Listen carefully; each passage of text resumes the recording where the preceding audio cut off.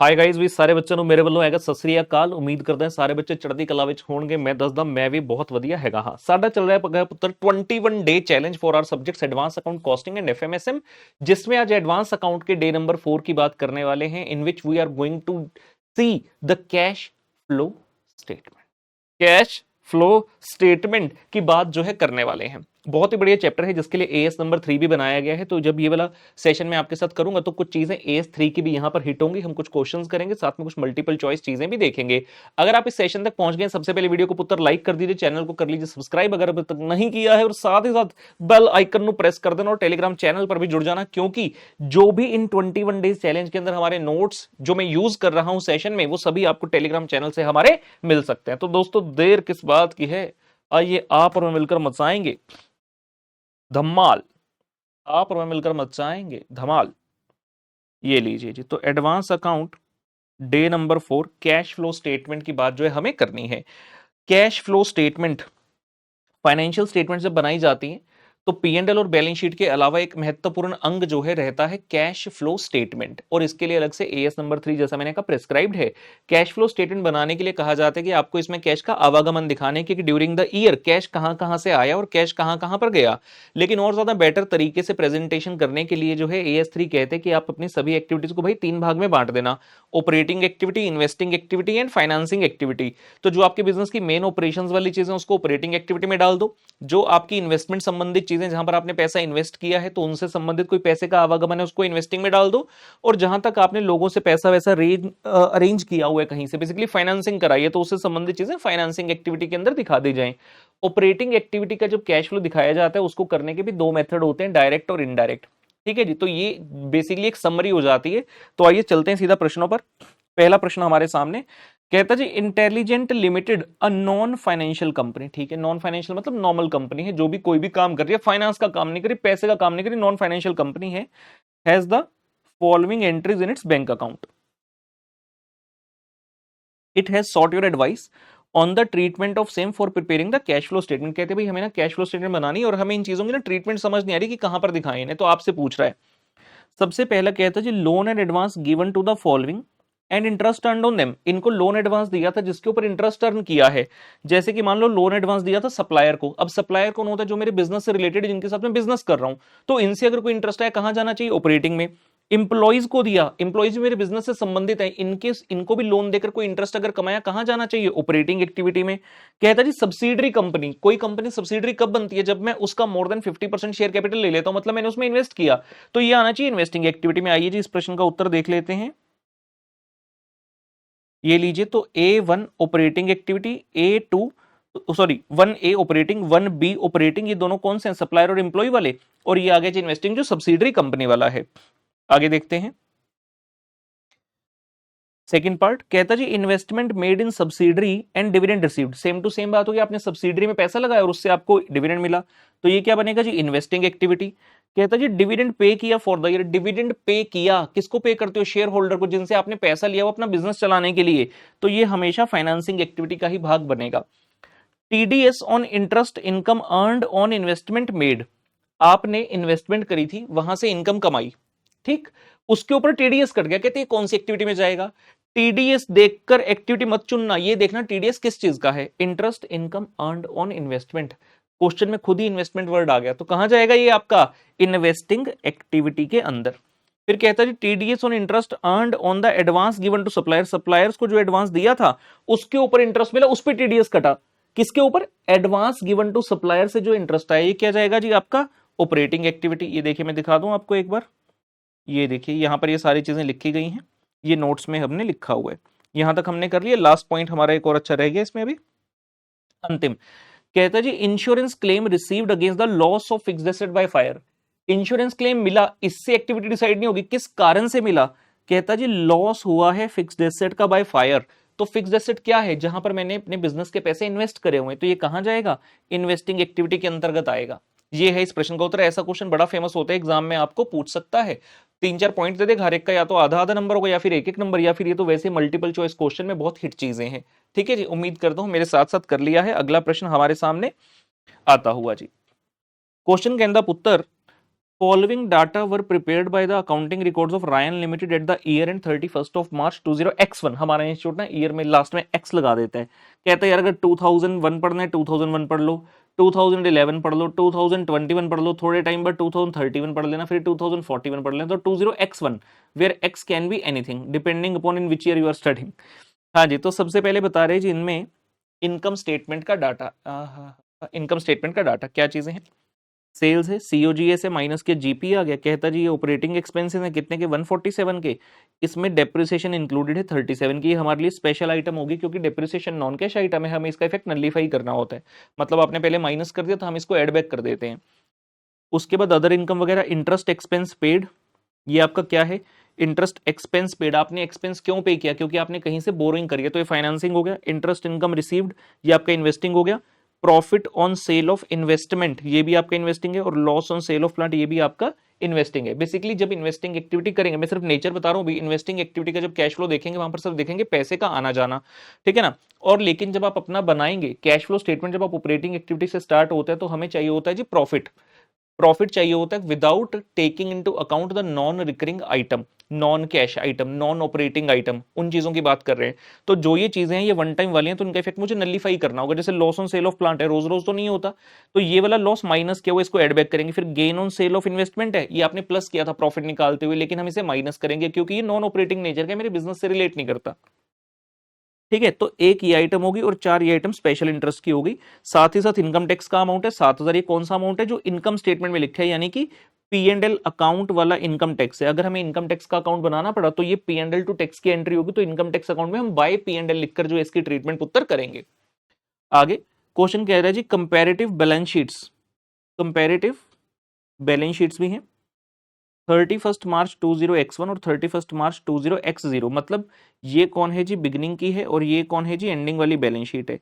तो क्वेश्चन बता रहे सबसे पहले एसेट्स, आपको कहता है जी प्लांट एसेट, फिक्स्ड एसेट का नाम रखा है प्लांट एसेट, ओपनिंग क्लोजिंग, और एक्युमुलेटेड डेप्रिसिएशन भी है। वर्ड क्या है, एक्युमुलेटेड डेप्रिसिएशन, यानी कि ये है आपकी ओरिजिनल कॉस्ट, ये एक्युमुलेटेड डेप्रिसिएशन, और ये है आपकी डब्ल्यूडीवी। वेरी वेरी इंपॉर्टेंट कि जब भी एक्युमुलेटेड डेप्रिसिएशन या provision for depreciation balance sheet में दी गई है या क्वेश्चन में दी गई, चाहे आपको एडजस्टमेंट में क्यों ना दे दे, तो आपको एसेट के साथ साथ इसकी डेप्रिसिएशन का अकाउंट भी ओपन करना पड़ेगा। उसके अलावा इन्वेस्टमेंट है, बिगिनिंग में 127, क्लोजिंग में 115, करंट एसेट में इन्वेंट्री, रिसीवेबल, कैश और prepaid expense. Cash and cash equivalent वाली जो आइटम है इन्हें ऑपरेटिंग इन्वेस्टिंग और फाइनेंसिंग में डील नहीं किया जाता। ऑपरेटिंग इन्वेस्टिंग फाइनेंसिंग करने के बाद हम देखते हैं जी पूरे साल में कितने के cash and cash equivalent generate हुए, उसमें जब आप इसका ओपनिंग बैलेंस ऐड करोगे it should be equal to the closing balance, ठीक है ना। तो ये चीज यहां पर ध्यान में रखनी है। उसके बाद लाइबिलिटीज के बारे में बता रहे बेटा, शेयर कैपिटल आपका 315 से 465 हो गया, मतलब इशू किया होगा। रिजर्व एंड सरप्लस 132 से 140 हो गया, यानी कि 8,000 रुपए का प्रॉफिट ऐड हुआ। बॉन्ड 245 से 295 हो गया, प्राइमा फेसी ये लग रहा है कि आपने 50,000 रुपए के इशू कर दिए होंगे बॉन्ड। करंट लाइबिलिटीज की बात करें, accounts payable, accrued liability and income tax payable, तो जब भी इनकम टैक्स हो इसका आप क्या करेंगे जी अकाउंट प्रिपेयर करेंगे, ठीक है ना, और वहां से देखेंगे कि कितना आपने पेमेंट वगैरह किया है।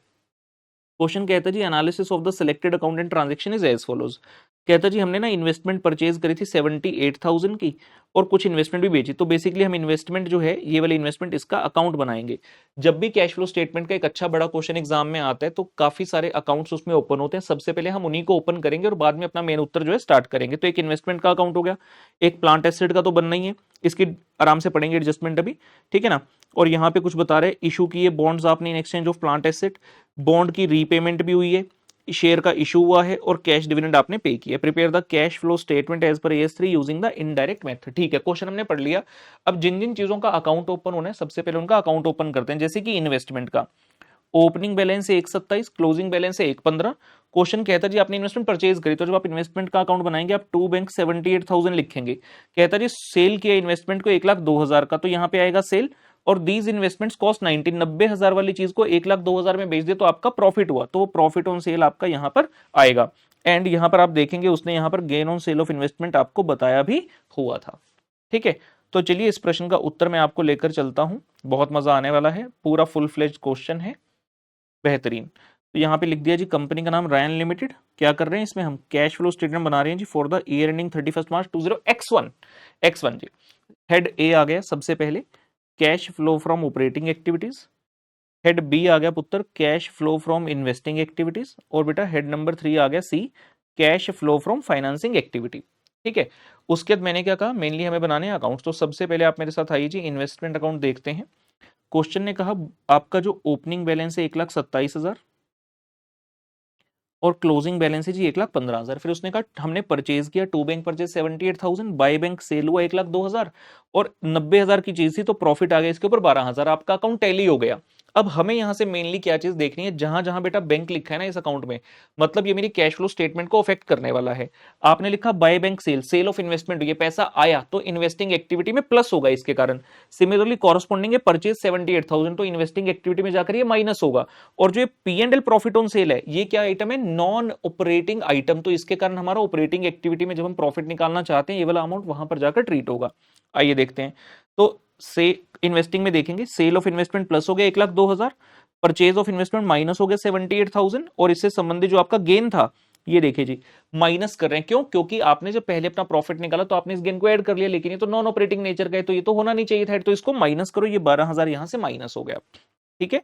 उसके बाद देखते हैं जी और क्या है क्वेश्चन में, very very important, plant asset का ये ब्रॉड डाउन, ये कैरिड डाउन, एक्यूमुलेटेड डेप्रिसिएशन का ये ब्रॉड डाउन और ये कैरिड डाउन। उसके अलावा क्वेश्चन ने क्या बताया, आपने प्लांट एसेट खरीदे 1,20,000 के, एक तो ये वाली एंट्री कर देंगे, और एक लिखता है issued 1 lakh rupee of bond at face value in exchange for plant asset. मतलब आपने एंट्री करी, नॉर्मली आप बॉन्ड इशू करते हैं तो पैसा आता है, लेकिन यहां पे क्या किया जी, हमने एसेट खरीद लिया, बॉन्ड इशू कर दिए, एसेट के बदले पैसे नहीं दिए बेसिकली, समझ रहे हो, एसेट के बदले बॉन्ड इशू कर दिए, तो इशू किए 1 लाख रुपए के bond in exchange of plant asset. तो प्लांट एसेट अकाउंट में आ जाएगा 2 बॉन्ड, और बॉन्ड में आ जाएगा बाय प्लांट एसेट 1 लाख। मैं दिखाता हूं आराम से, बिल्कुल कोई जल्दबाजी नहीं। ये लो plant asset, to balance brought down, by balance carry down, opening closing, accumulated depreciation में opening balance, by balance brought down और टू बैलेंस कैरी डाउन हो गया जी, ये भी ओके। और मैंने क्या कहा, क्वेश्चन ने कहा है प्लांट आपने खरीदा है टू बैंक 1,20,000, ये तो परचेज किया, सीधा सीधा एंट्री आ गई, लेकिन आपने एक और प्लांट खरीदा, उसके बदले पैसे ना देकर बॉन्ड इशू कर दिए, तो 2 बॉन्ड 1 लाख, और बॉन्ड का कॉरस्पॉन्डिंग अकाउंट देखिए, इसका ओपनिंग बैलेंस क्लोजिंग बैलेंस। हमें रेंडमली क्या लग रहा था नेकेड आई से देखकर कि 50,000 का इशू हुआ, लेकिन ऐसा नहीं हुआ। वो कह रहा भाई 1 लाख का इशू हुआ है, 1 लाख का इशू, आपने प्लांट एसेट मिलकर 2 बॉन्ड, तो बॉन्ड अकाउंट में क्या आएगा, बाय प्लांट एसेट, समझ रहे हैं। और उसके बाद देखते हैं जी क्या क्या होना है। एक इंपॉर्टेंट ट्रांजेक्शन थी जिसके कारण ये क्वेश्चन मैं आपको करवा रहा हूं। पॉइंट नंबर 4 पढ़ना है जी हमें। Point number 4, sold plant asset that cost ₹10,000, इनकी एक्यूमुलेटेड डेप्रिसिएशन थी 2,000, यानी कि इसकी बुक वैल्यू कितनी थी, 8,000 रुपए। आपने कितने का बेच दिया, 5,000 का। 8 वाली चीज को 5 का बेचा तो लॉस हुआ जी 3,000 रुपए का आपका।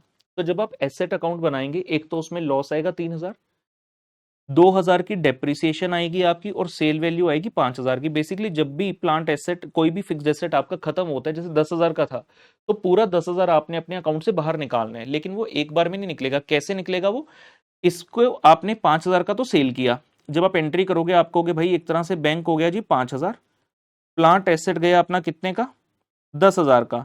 जब एसेट चला गया तो इसकी डेप्रिसिएशन भी खत्म करोगे, एक्यूमुलेटेड डेप्रिसिएशन कितनी है इसके ऊपर, 2,000 की, और P and L loss on sale कितना है जी 3,000 का। तो ये 3 अकाउंट आपके प्लांट एसेट में आएंगे, by bank, by accumulated depreciation और बाय पी एंड एल।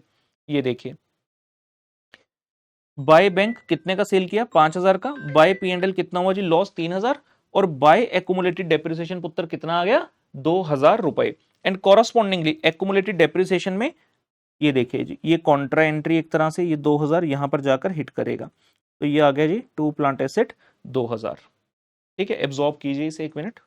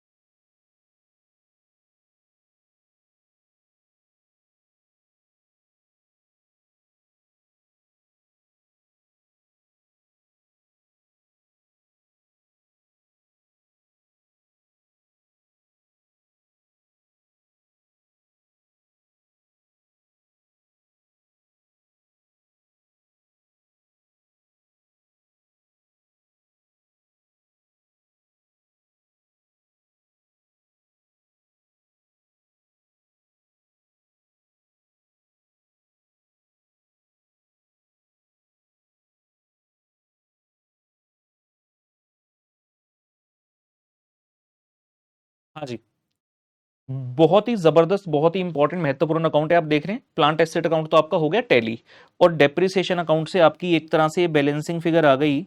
आप कह सकते हैं जी by P and L depreciation पुत्र 37,000, लेकिन हम इसके मोहताज नहीं थे क्योंकि क्वेश्चन ने खुद से दिया था। याद है आपको जब क्वेश्चन हम पढ़ रहे थे तो यहां पर ये डेप्रिसिएशन दिया था उसने 37,000 रुपए का। और डेप्रिसिएशन की एंट्री क्या होती है? जब प्रोविजन अकाउंट होता है, depreciation to accumulated depreciation account. तो एक्यूमुलेटेड डेप्रिसिएशन में आ तो गया बाय डेप्रिसिएशन 37,000। तो चाहे आप बैलेंसिंग फिगर निकालो या यहां से ले लो, कहने का मतलब अगर क्वेश्चन हमें ना भी देता तब भी हम इजीली पुत्र कर लेते। ठीक है ना? Okay, hello hello hello hello hello, ठीक है। अब इसमें से क्या क्या चीजें हमें चाहिए? जहां जहां बैंक है एक तो, अच्छा एक बॉन्ड का अकाउंट भी साथ साथ खत्म कर दें। बॉन्ड अकाउंट में देखा तो बैलेंसिंग फिगर आ रही है इस तरफ 50,000, जिसको कह दिया टू बैंक। ये भी क्वेश्चन कह रहे हैं आपको चिंता नहीं करनी, क्वेश्चन ने खुद बताया आपको लिखकर, ये लो, ये उसने बताया हमें पॉइंट नंबर 6 में। कहता जी रीपेड 50,000 रुपए ऑफ बॉन्ड और face value eight maturity. Repaid मतलब 50,000 की रिडेम्पशन करी है आपने, और आपने बॉन्ड अकाउंट में क्या लिखे? To bank. एंट्री के बॉन्ड टू बैंक मतलब पैसा जा रहा है आपसे। तो यहां से क्या क्या चीजें अफेक्ट होंगी देखते हैं। कहां कहां बैंक है? एक यहां परचेज में, एक यहां सेल में। तो इन्वेस्टिंग एक्टिविटी में जाएंगे, सेल ऑफ प्लांट 5,000 ऐड होगा, purchase of plant asset 1,20,000 minus होगा। उसके अलावा बॉन्ड में बैंक कहां है? यहां। तो फाइनेंसिंग में 50,000 माइनस होगा। आइए देखते हैं। इन्वेस्टिंग में sale of plant asset plus हो गया, परचेज ऑफ प्लांट एसेट 1,20,000 का माइनस हो गया। उसके अलावा बॉन्ड की रीपेमेंट 50,000 फाइनेंसिंग से माइनस हो गई। अब देखो यहां पर पी एंड एल कहां कहां पर है? तो पी एंड एल में लॉस ये रहा 3,000। तो ये क्या है आपका? Non operating.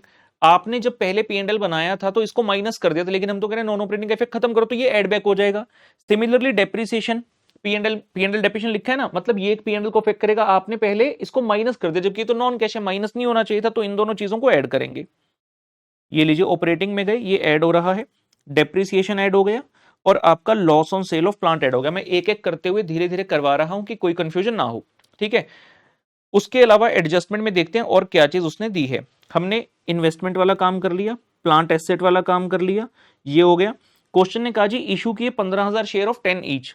दिख ही रहा है 1.5 लाख रुपए का 15,000 शेयर ऑफ 10 ईच का मतलब 1.5 लाख से बढ़ गया, और शेयर कैपिटल बिल्कुल दिख रहे 315 से 465 हो गया, तो 1.5 लाख से बढ़ गया। तो आप फाइनेंसिंग एक्टिविटी में जाएंगे पुत्र, यहां दिखा देंगे जी, प्लस कर देंगे इशू ऑफ शेयर्स 1,50,000 रुपए। ये भी ओके है।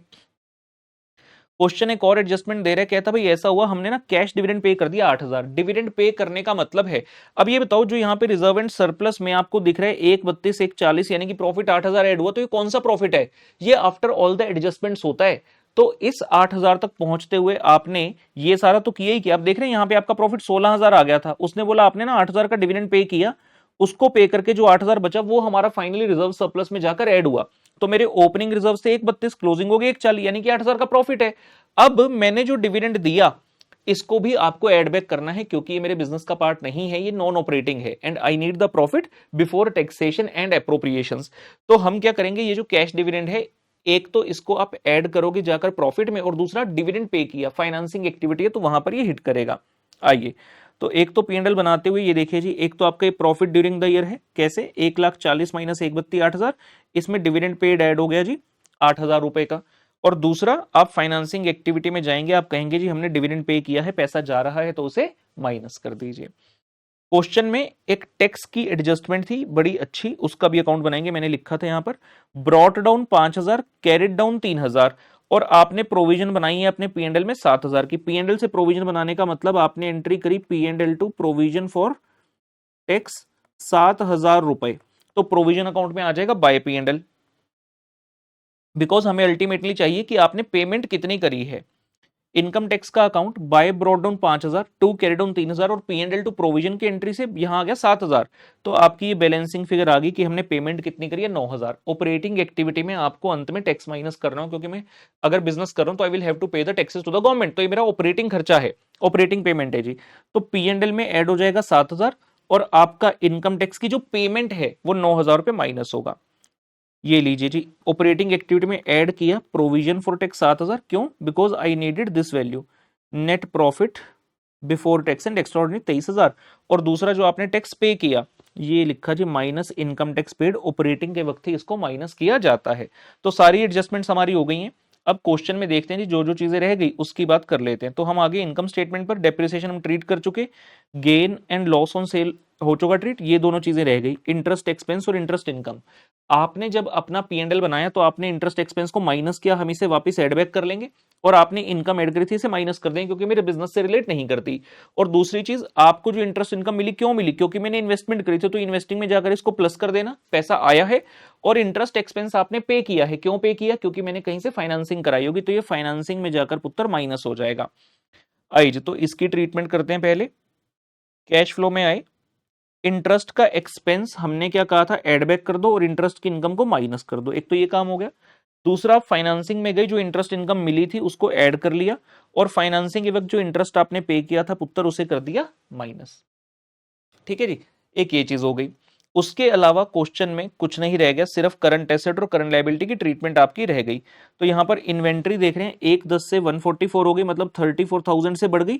जब भी करंट एसेट बढ़ता है मतलब मेरा पैसा उसमें ब्लॉक हो गया, तो हम इसे माइनस करेंगे। रिसीवेबल 55 से 47 हो गए, तो 8,000 कम हो गए, प्लस कर देंगे। प्रीपेड 5 से 1 हो गया, 4,000 रुपए कम हो गए, मतलब मेरा पैसा रियलाइज हो गया, तो ये भी प्लस कर देंगे। तो 34 माइनस होगा, 8 और 4 प्लस होगा। ये लीजिए, 34 माइनस हो रहा है, 8 और 4 प्लस हो रहा है। इन्वेंट्री का 34 माइनस हुआ, अकाउंट रिसीवेबल प्रीपेड एक्सपेंस का प्लस हो गया।